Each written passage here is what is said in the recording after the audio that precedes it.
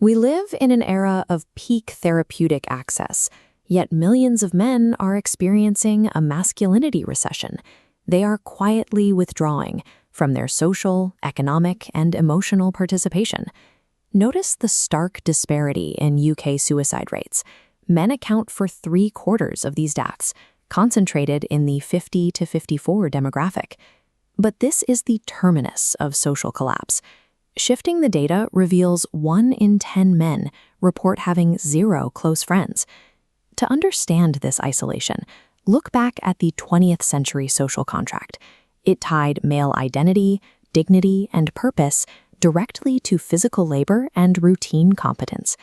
Today, advanced economies have transitioned into the heal sectors: health, education, administration, and literacy. The traditional pathways requiring physical competence have vanished, leaving rising rates of long-term economic inactivity among men. Losing these roles creates a vacuum. Income is just the surface. Beneath it lies the infrastructure that once provided community, status, and existential purpose. Secular psychology typically responds to this crisis by treating the individual. It prescribes self-reliance, self-esteem building, and cognitive restructuring to help a person adapt to the loss. This approach contains a structural limitation. It places the locus of control, the source of psychological stability, entirely within the human ego. Anchoring stability to the ego creates a highly fragile equilibrium. If a man's validating structures collapse, the ego fractures. Existential anxiety follows.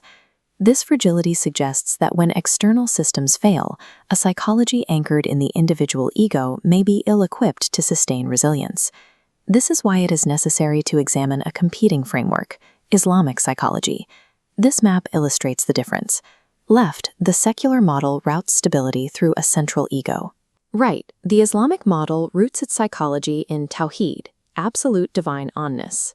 Anchoring resilience in the divine bypasses dependency on self-validating roles.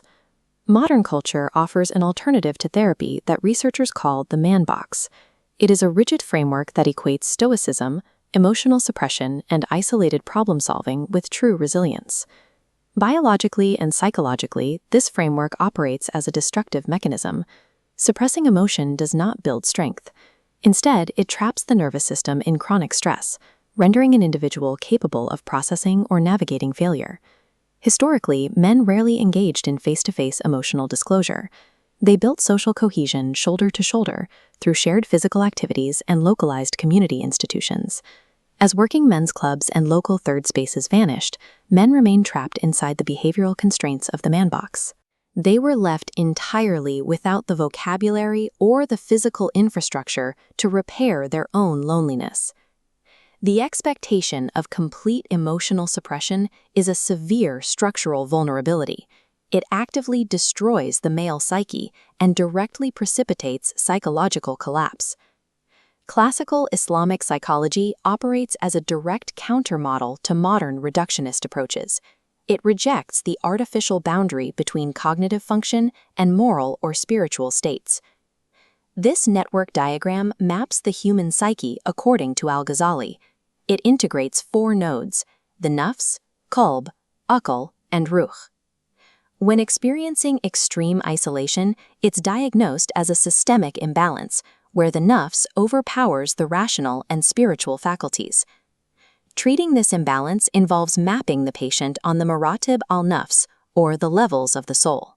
The baseline pathology is al-nafs al-amara, the lower soul, driven entirely by destructive, impulsive desires. The transitional stage of therapy moves the patient to al-nafs al-lawama. Here, the self-reproaching soul experiences acute cognitive dissonance and a developing moral awareness of its own internal imbalance. The ultimate clinical goal is al-nafs al-mutmaina, the tranquil soul. This state integrates the psychological and spiritual faculties to achieve a stability that remains undisturbed by external crisis. In this paradigm, therapy is an active, structural elevation of the soul to divine equilibrium. It is achieved through tazkiyatun-nafs, systematic soul purification. The practical transition to the tranquil soul relies heavily on Dzikrullah, the mindful, rhythmic remembrance of the divine. This fMRI cross-section reveals the neuropsychological impact. Routine Zik downregulates the brain's amygdala, shutting off the chronic fight-or-flight fear response. Simultaneously, the practice upregulates activity in the prefrontal cortex, enhancing the executive functions required for advanced emotional regulation. This biologically validated regulation stands in stark contrast to the dysfunctional man box. Islamic psychology points to the prophetic archetype, specifically Prophet Muhammad, as the ideal standard of masculinity. The prophetic model integrates leadership with high emotional transparency. He cried openly, engaged in domestic labor to serve his household, and regularly sought counsel from his companions when making strategic decisions. In this view, emotional transparency and neurospiritual regulation are not detours from resilience, they are the mechanics of it.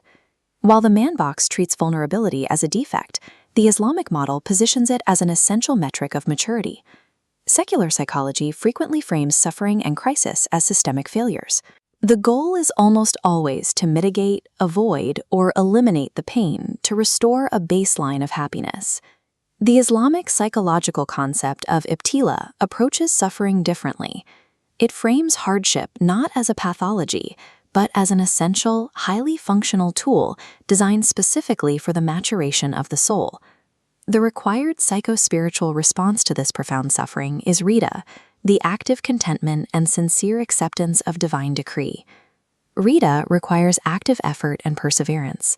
It means relinquishing the illusion of total human control without resorting to passive defeat or the hollow cheerfulness of toxic positivity.